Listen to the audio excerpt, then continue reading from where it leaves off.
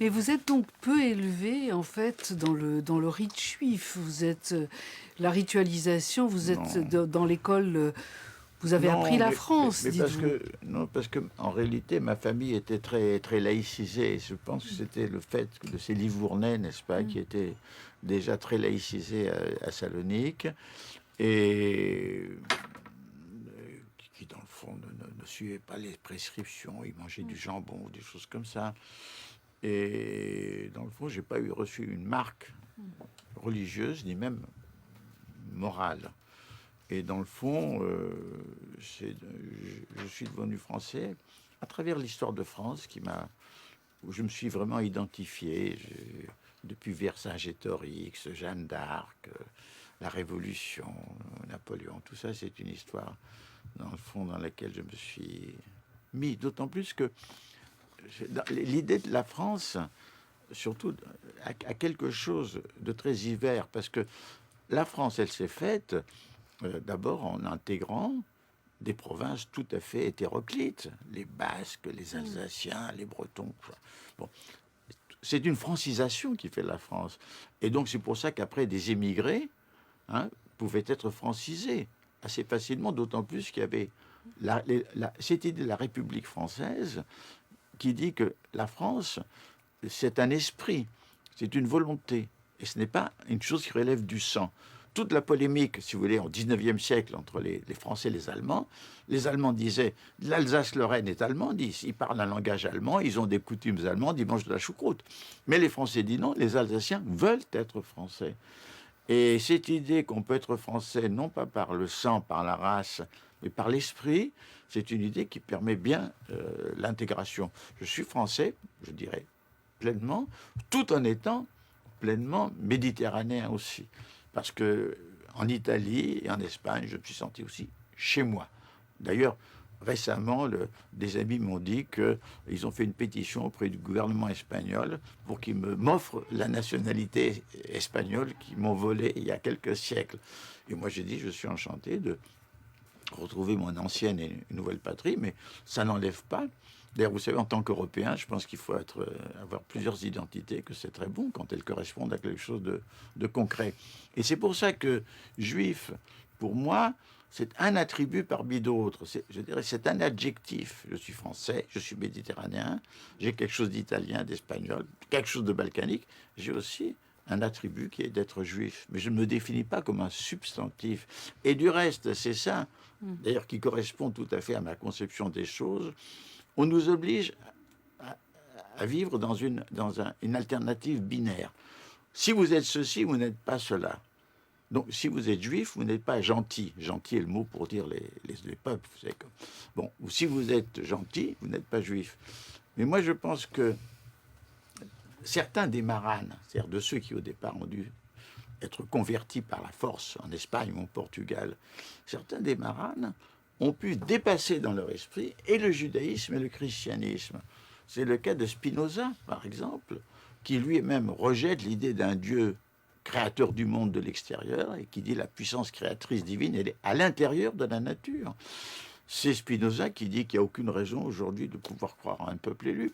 Et alors donc pour moi, Spinoza, Montaigne, dont les ascendants, ce sont maranes, famille de convertis, lui c'est la mise en doute. Ce qui m'a plu chez Montaigne, c'est qu'il disait au moment de cette conquête tellement cruelle des Amériques, en disant on appelle barbares ceux qui ont une civilisation différente de la nôtre, ce qui à l'époque était extraordinaire.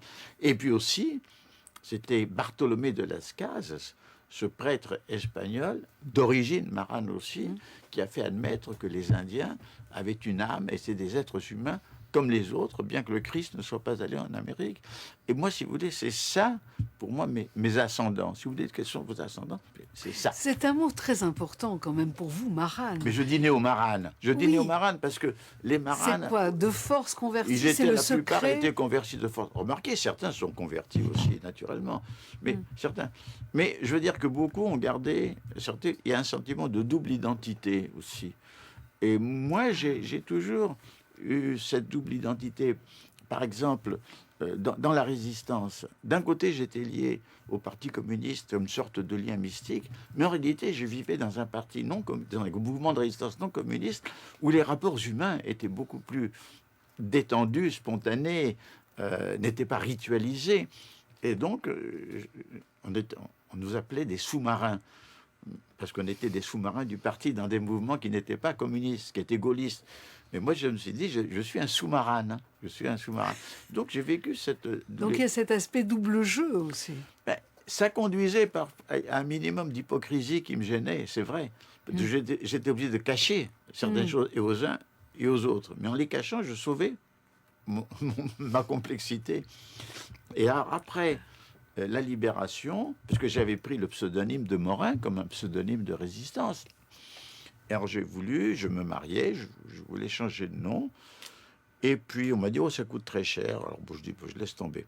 Et quand l'avocat est revenu me trouver un an plus tard en me disant, écoutez, maintenant c'est pas cher du tout, on peut changer de nom. Et je m'étais installé, parce que j'avais mes papiers d'identité Naoum, avec dit Edgar Morin, Edgar Naoum. Donc, si vous voulez, mon compte bancaire, c'est Naoum Morin. Donc, j'ai pu vivre plus ou moins avec cette double identité, avec maintenant des difficultés avec les contrôles dans les aéroports, n'est-ce pas? Mais enfin, mon passeport a la double identité. Ce qui fait que, dans le fond, je me dis, je reste le fils de mon père, mais aussi je suis le fils de mes œuvres et de mes activités. Et voilà comment je résous ce problème. Mais alors, ce que je voulais vous dire aussi, c'est que vous avez alors justement de cette éducation juive, laïque, vous dites, vous avez des positions en fait sur la question palestinienne, sur l'État d'Israël, des positions qu'on ne connaît pas chez beaucoup de juifs. Et alors vous dites que vous ne voulez pas, vous, être enfermé dans cette judéité forcée, en fait.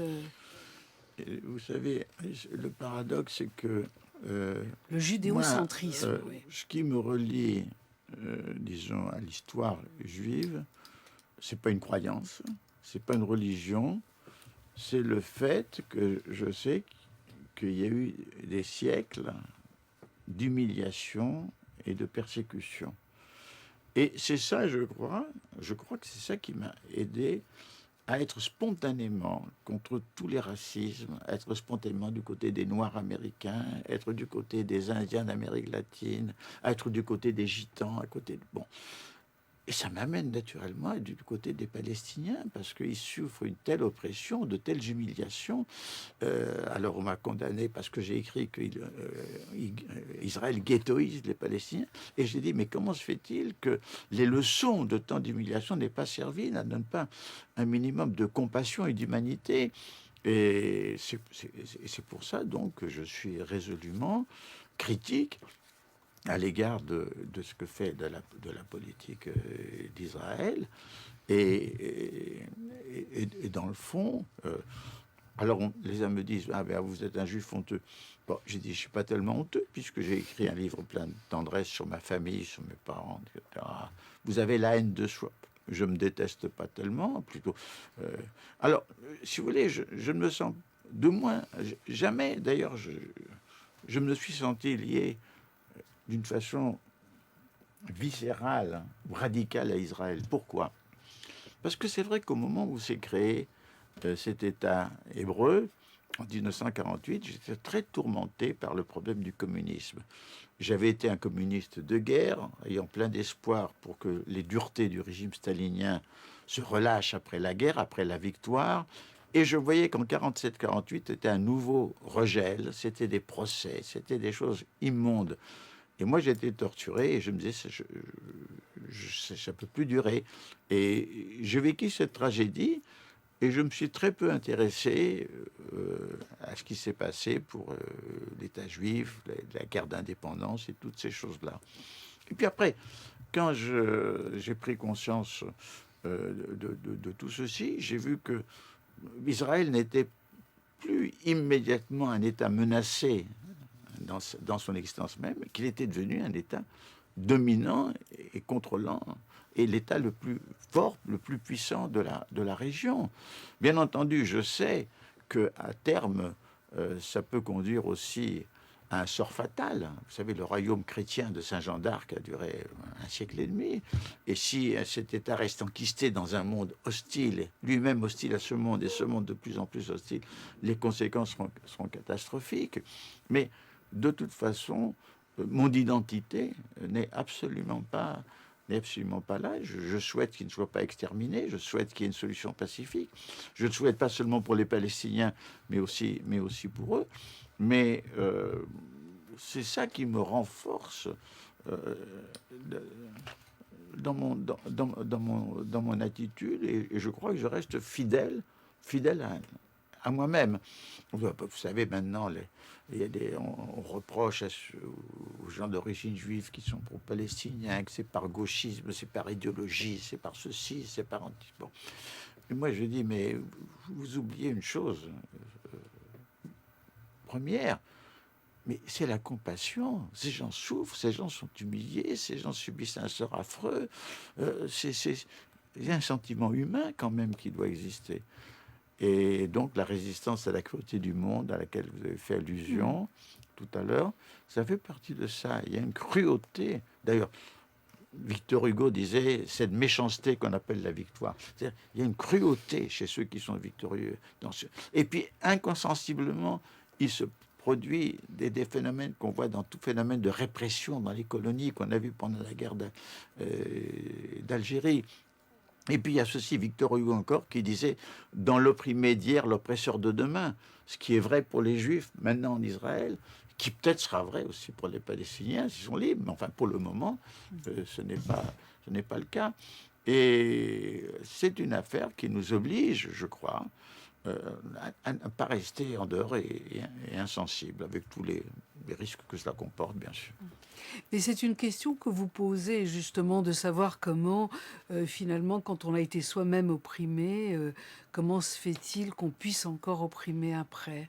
Oui, je me suis posé dès le début parce que j'ai été très surpris de voir que quand, par exemple, le camp de Buchenwald, près de Weimar, a été libéré par les Alliés, puisque c'était là où Hitler mettait les déportés politiques et autres religieux, eh bien, l'Allemagne de l'Est l'a gardé et a mis les opposants au régime communiste d'Allemagne de l'Est. Et c'est-à-dire que c'est effrayant comment il ne suffit pas d'avoir été martyr pour ne pas martyriser les autres. Et même l'histoire du christianisme nous le montre, n'est-ce pas? Cette religion de martyrs pendant un siècle ou deux s'est transformée en une religion de bourreaux, pas très facilement. Et je crois que cet oubli d'autrui, cet oubli même de l'expérience de souffrance qu'on a vécue, et cette capacité de faire souffrir autrui, c'est une chose qui pourrait me décourager, mais je suis têtu, et je pense qu'il faut lutter, sans doute, pour la compréhension humaine. Je pense que, pour moi, c'est une des voies, désormais, une voie qu'on ne pourra pas résoudre dans les années qui viennent, malheureusement, mais c'est une chose qui est très importante, c'est que les êtres humains se comprennent les uns les autres. Alors, il y a un moment aussi de rupture pour vous, qui est ce moment avec le Parti communiste, et où vous dites que là, il faut effectivement rester vigilant intellectuellement, et vous écrivez ce livre. Vous allez donc quitter, être exclu du PC, parce que vous avez quand même des positions qui ne correspondent pas bien. Vous êtes très critique déjà sur toute une série de prises de position, notamment de Canapa. Vous en parlez, enfin, on vous dit qu'il faut aimer ça, pas aimer ça, en culture notamment. Et vous allez donc écrire un livre qui s'appellera Autocritique, et où vous dites justement que Marx a sous-estimé l'imaginaire. Pourtant, bon, il a parlé quand même des superstructures, pas seulement de la production, pas seulement de l'infrastructure, mais vous dites là, il y a quelque chose qui ne se passera plus pour vous, en tout cas. Oui. C'est-à-dire que, bon, tout d'abord, je dois dire que c'est de même que pour les vins, n'est-ce pas? Les vins sont de qualité différente selon les années. Et bien de même pour l'adhésion au Parti communiste. Moi, je suis un communiste de guerre d'avant Stalingrad. C'est-à-dire, entrer au Parti communiste, c'était se lancer dans une aventure très incertaine. la victoire n'était pas déjà faite. Par contre, il y a des communistes d'après la victoire. Hein. Moi, je considère que ce sont les mauvaises années. Bon. Et, et puis, à notre époque, c'est-à-dire, il y avait une espoir du futur. Et cet espoir s'est racorni. Alors je me suis d'ailleurs demandé si la fameuse phrase de Jospin, quand Jospin dit j'ai eu la naïveté de croire qu'en m'occupant du chômage, j'allais régler le problème de la violence. Est-ce que ça a un rapport avec ça? Un rapport indirect, c'est-à-dire que on croit qu'en traitant les problèmes économiques, on va régler les problèmes humains. On croit qu'en réglant des questions d'institutions, on va réformer, mais il ne faut pas simplement réformer les institutions ou traiter les problèmes économiques. Il y a un autre problème, d'autres choses en profondeur à faire en politique. Bon, mais cela étant dit, bon, j'ai été un communiste de guerre, c'est-à-dire d'une année où on prenait des risques, où la victoire n'était pas du tout assurée.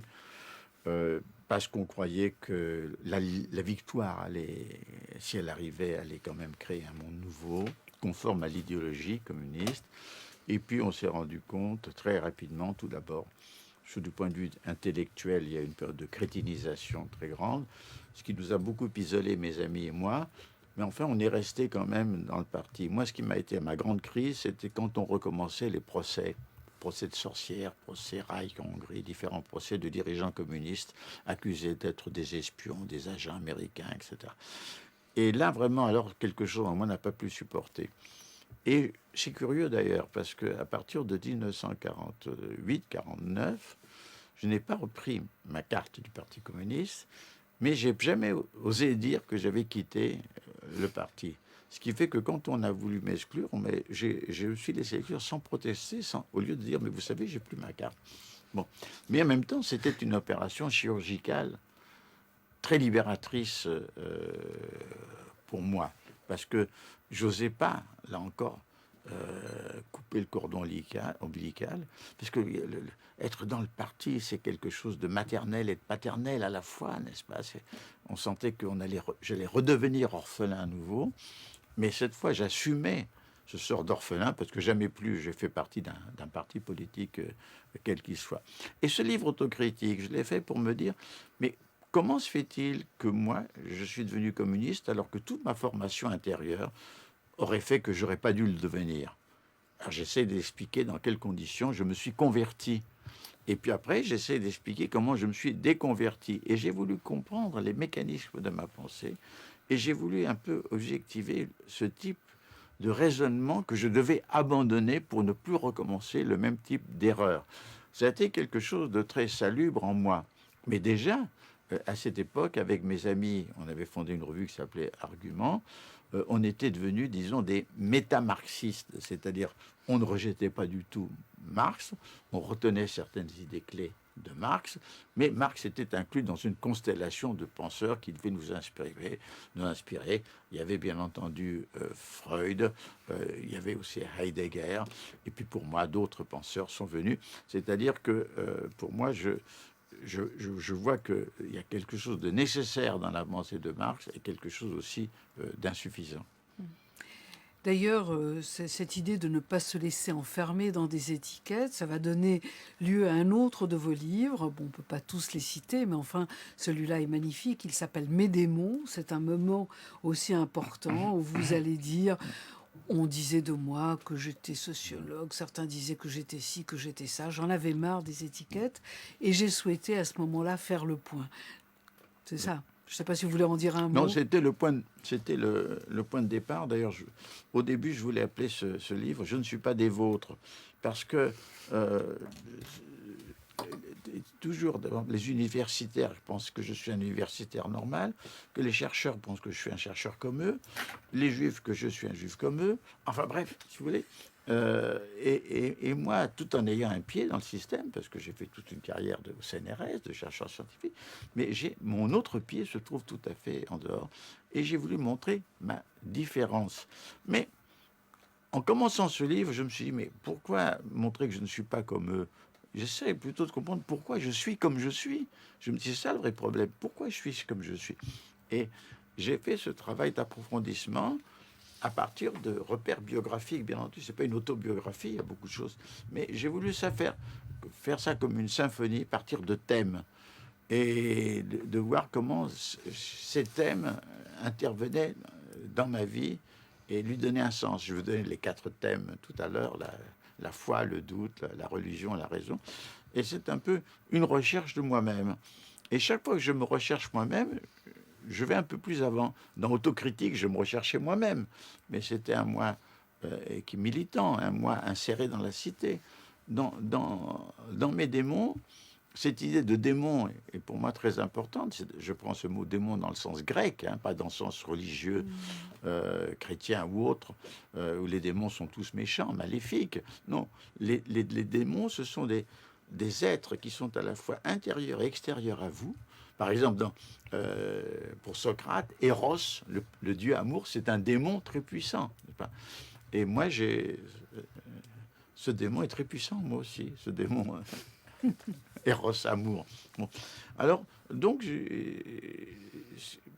parce que ce qui m'a toujours fasciné, c'est que, et je le dis un peu à la fin de mon livre L'identité humaine, d'un côté, nous sommes comme des marionnettes, nous sommes comme des zombies. Nous fonctionnons avec une partie inconsciente énorme. Notre corps est une sorte de machine qui fonctionne, le cœur, la rate, le foie, tout ça. Bon. Et tout ça, ça fonctionne en dehors de notre conscience. On est des somnambules. D'ailleurs, j'ai pris comme exerce cette phrase merveilleuse d'Héraclite, éveillés, ils dorment. Et souvent, je me dis que nous dormons éveillés et que parfois, une certaine attitude semi-hypnotique peut nous éveiller à nous-mêmes. Par exemple, au cinéma, eh bien, à ce moment-là, apparemment, nous allons nous endormir, mais pas du tout. Nous sommes capables de comprendre autrui, de comprendre le parrain de Coppola, de comprendre Macbeth, tous ces personnages qui, dans la vie normale, nous réduisons à des criminels ou à des notions simplistes. Nous comprenons autrui, nous nous éveillons parce que nous avons ce pouvoir de sympathie, d'identification, et nous voyons la complexité humaine. Alors, donc, comment c'est cette part de nous dont je répète, où nous sommes comme des automates et des somnambules, et pourtant nous sommes autre chose aussi que des automates et des somnambules. C'est finalement Alors ça. écoutez, ça nous amène justement à votre dernier livre. Alors, c'est pas un dernier livre, hein, là je me trompe quand je dis ça, parce Le qu'en dernier fait... livre important. Parce Voilà. que j'ai un livre qui est des conférences, vous savez, Voilà. qui s'appelle La violence du monde, je Ouais, crois, mais ouais. ce sont 2 conférences. Oui. Ça, Non, mais surtout, ce que je veux dire, c'est que, bon, moi, je vous ai dit, j'ai l'impression que vous écrivez toujours le même livre. Alors bon, c'est peut-être pas très gentil de vous dire ça, mais écoutez, vous faites, ça fait 20 ans maintenant que vous avez constitué quelque chose que vous appelez la méthode, et dont vient de paraître le 4e tome, qui s'appelle L'identité humaine, et il y en a un autre qui doit le paraître, qui 5e, s'appellera L'éthique. oui, je crois, oui. L'éthique, c'est après. L'éthique après. Voilà. Donc là, on est donc à l'identité humaine. Et alors, la méthode. Alors, la méthode, vous nous dites, c'est un chemin. C'est pris dans ce sens-là. Dans le sens originaire du mot. Voilà. Oui. Mais là aussi. C'est Descartes. Hein? Non, c'est Montaigne. Dites-moi. Parce que non, le discours de la méthode, c'est Descartes, mais lui, il fait un discours sur la méthode. Et moi, c'est une recherche de méthode. Et si vous voulez, je suis parti de 2 problèmes. Ah ben, il y a une phrase de Descartes qui dit, il dit, le propre de l'erreur et de l'illusion, c'est que l'erreur et l'illusion ne se connaissent pas comme telles. C'est-à-dire, on n'a aucun moyen au sein de l'erreur de savoir qu'on est dans l'erreur. Or, quand nous regardons le passé, nous avons l'impression que nos prédécesseurs se sont trompés à peu près sur tout. Alors, comment lutter contre l'erreur et l'illusion? C'est un premier problème de ce travail sur la méthode. Et le deuxième problème qui s'est greffé, c'est comment être capable d'affronter la complexité. Je me suis rendu compte que finalement, toute notre formation scolaire universitaire nous amène à couper la réalité en tranches séparées les unes des autres, et de ne pas voir que ce qui est important, c'est ce qui se passe entre les différents. Par exemple, prenez l'économie. Bon, vous avez une science économique qui est fondée sur le calcul, une science très sophistiquée. Mais pourquoi les économistes se trompent, sont incapables de prédire? Mais parce que dans l'économie, il n'y a pas que l'économie. Et le calcul ne peut pas calculer la passion, l'amour, la joie, l'honneur, le malheur. Bon. Et qu'ensuite, dans l'économie interviennent les pulsions, les désirs, les peurs, les craintes. La bourse s'effondre quand on dit que le pétrole va monter à la suite de la guerre. Bon. Autrement dit, on ne peut pas faire de l'économie une science close. Toutes les sciences doivent communiquer. Et moi, je me suis dit, quels sont les moyens de relier ce qui est séparé? Parce que je ne veux pas dire il faut relier l'économie, la sociologie, la religion. Je ne veux pas de le dire. Par quels moyens, par quelle, je dirais, par quelle méthode, par quelle pratique on peut le faire? Et toute cette aventure de la méthode qui examine un peu où on en est sur la connaissance de la nature, sur la connaissance de la vie et finalement sur la connaissance de l'humanité, et de dégager ces moyens pour traiter les problèmes dans leur complexité. Et c'est pour ça qu'à la fin, la complexité humaine, c'est un thème que j'ai déjà traité, vous avez raison, mais que je reprends en lui apportant. Vous savez, vous avez donné l'exemple du même livre, mais moi je vous donnerai l'image de la spirale. C'est-à-dire, vous avez ce mouvement circulaire où vous repassez sans arrêt par le même des points de départ, vous faites le même cycle, mais il est nouveau, il est élargi. Avec le temps, la spirale s'est modifiée tout en continuant à être spirale. Et moi, il y a une phrase que j'aime beaucoup d'Eliott qui dit « En ma fin et mon commencement ». Voilà. Je veux dire que je reviens toujours aux problèmes premiers qui m'ont poussé dans la vie, mais je pense que chaque fois, je les traite avec un peu plus d'expérience, avec un peu plus, j'ose pas dire le mot sagesse, parce que je crois pas trop à la sagesse, je crois qu'il ne peut pas avoir de sagesse sans folie. Bon, c'est un autre problème de complexité. Vous dites ça, hein, oui. Homo sapiens, homo demens. Je dis ça, et puis je dis, si vous voulez, je pense que la sagesse, ce n'est pas la raison pure. La raison pure, elle est froide, elle est glacée, elle ne saisit pas ce qu'est l'humain. La sagesse, c'est l'union de la rationalité et de la folie. Mais par exemple, je dis que l'amour, c'est ce qu'il y a de plus sage et de plus fou chez l'être humain. Voilà. Vous citez d'ailleurs quelque chose que je trouve magnifique, c'est la parabole des vases de la Kabbale. Oui, la rupture des vases. C'est-à-dire que, là aussi, c'est une idée qui est très, très ancrée en moi, c'est que ce monde ne peut exister que parce qu'il est imparfait. D'ailleurs, aujourd'hui, la cosmologie, tout le monde, n'est-ce pas, ce qu'on appelle le Big Bang, c'est-à-dire il y avait quelque chose qui était l'infini, qui était l'indicible, qui se brise en 1000 morceaux, et de ces 1000 morceaux naît notre monde matériel. Eh bien, dans la Kabbale, vous avez un peu cette idée. Vous avez cette idée qu'il y avait quasi l'infini, n'est-ce pas, de l'ensof, une sorte de substance infinie, et qu'à un moment donné, il y a eu un accident. Et des vases qui contenaient la perfection, n'est-ce pas, se sont brisés. Et que dans le fond, il y a eu une chute de la perfection, il y a eu l'entrée dans l'imperfection, et que le monde est né de cette imperfection. Et ça, je crois qu'un monde parfait est impossible. Il est impossible pour deux raisons. Ou bien il est parfait, c'est-à-dire il est totalement déterministe, et à ce moment-là, il ne peut rien arriver de nouveau, il ne peut y avoir aucune création. Hein. Ou bien il est parfait, c'est-à-dire qu'il tourne sur lui-même, alors qu'il y a un principe qu'on appelle le deuxième principe de la thermodynamique, qui nous dit qu'il y a un principe de dégradation en action dans le monde, en même temps qu'un principe de création. Donc, il nous faut accepter l'imperfection du monde, c'est une condition de notre existence, mais en même temps, ce monde est terriblement cruel, et notre mission, la seule mission qui justifie l'éthique humaine, c'est de résister à cette cruauté. Résister, mais vous avez même des formules, hein, parce que vous dites qu'il faut créer une citoyenneté terrestre, il faut opposer à la terreur monde, la société monde. Vous avez des paroles maintenant, je dirais, bon, ça ne va pas vous plaire, mais je dirais prophétiques. Mais écoutez, j'ai fait un livre qui s'appelle Terre-Patrie en 1990, où j'exprimais en effet cette idée, c'est que désormais nous devons considérer la Terre comme une patrie. Qu'est-ce que ça veut dire patrie? Ça veut dire une communauté de destin.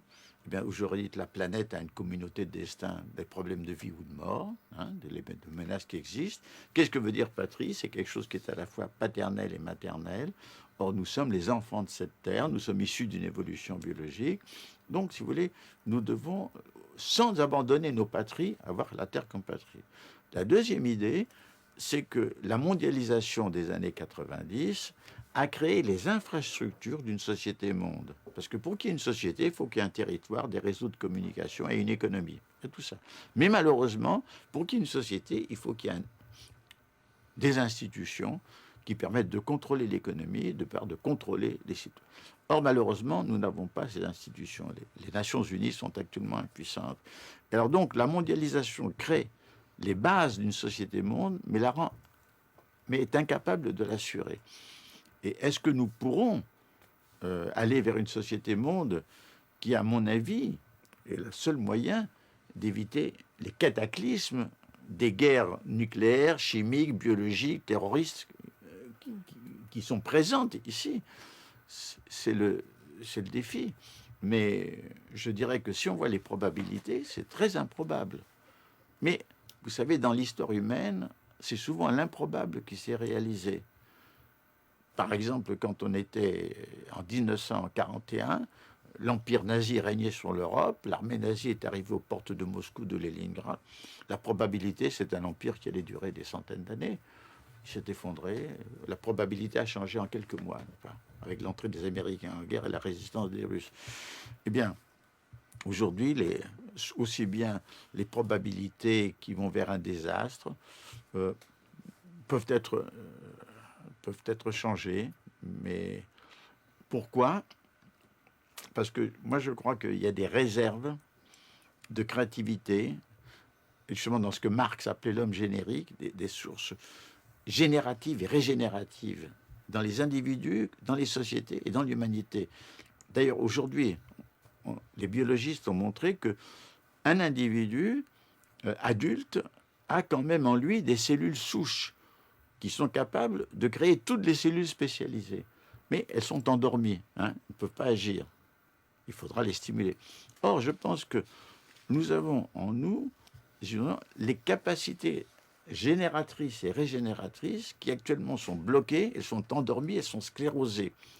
Mais à mon avis, elles pourront se réveiller parce qu'une période de crise, comme la crise actuelle que nous vivons, est une période qui peut permettre à ces forces génératrices endormies peut-être de s'éveiller et peut-être de faire ce qui, à mon avis, me semble nécessaire, nous faire passer à une méta-société ou une méta-système. Pourquoi méta ? Parce que quand un système ne peut pas traiter ses problèmes vitaux, et c'est ça le problème aujourd'hui, on ne peut même pas régler le problème de la faim alors qu'on a tous les moyens techniques de le traiter. Quand un système ne peut pas traiter ce problème, ou bien il se désintègre, ou bien il a en lui la force de créer un nouveau système plus riche, plus ample, qui va être capable de traiter ces systèmes. Donc pour moi, cette idée, cette espérance est liée évidemment à la désespérance, c'est-à-dire la crainte que ça ne se passe pas ainsi. Enfin, je continue dans ce sens-là. Et à ce moment-là, il ne restera plus rien. Vous êtes un utopiste, monsieur Morin. Est-ce de l'utopie? Non. Je veux dire, c'est une possibilité qui est réelle, qui n'est pas probable, mais tout le passé nous montre que la vie est un métasystème qui est né à partir d'un système physico-chimique et qui a eu des propriétés nouvelles. Non, ce n'est pas de l'utopie. L'utopie, c'est de penser que ça va se réaliser. L'idée, c'est qu'une possibilité qui a des chances de se réaliser, mais qui ne peut se réaliser qu'au bord de la catastrophe, et la catastrophe peut empêcher ses chances de naître. Voilà. Pour terminer, je vous proposerai une phrase d'Antonio Machado que vous dites. C'est caminante no hay camino, camino se hace al andar, ça veut dire toi qui chemines, il n'y a pas de chemin, le chemin tu le fais en marchant. Ça, je crois qu'en effet, l'avenir n'est pas tracé. Pendant longtemps, il y a eu l'illusion que l'avenir était inscrit d'avance, que le progrès était inévitable ou nécessaire. Il y avait même l'idée d'avenir radieux dans le monde communiste. Tout ça, ça s'est effondré. On ne sait pas ce que va être le lendemain. L'inattendu arrive. D'ailleurs, une des phrases auxquelles je suis fidèle, c'est de Euripide, qui dit les hommes se trompent, n'est-ce pas, quand ils pensent que ce qui est attendu va arriver. C'est souvent l'inattendu qu'un Dieu malin fait arriver. Donc, je pense que le chemin se fait en marchant, signifie que il nous faut créer notre propre route. Et c'est ça notre vérité.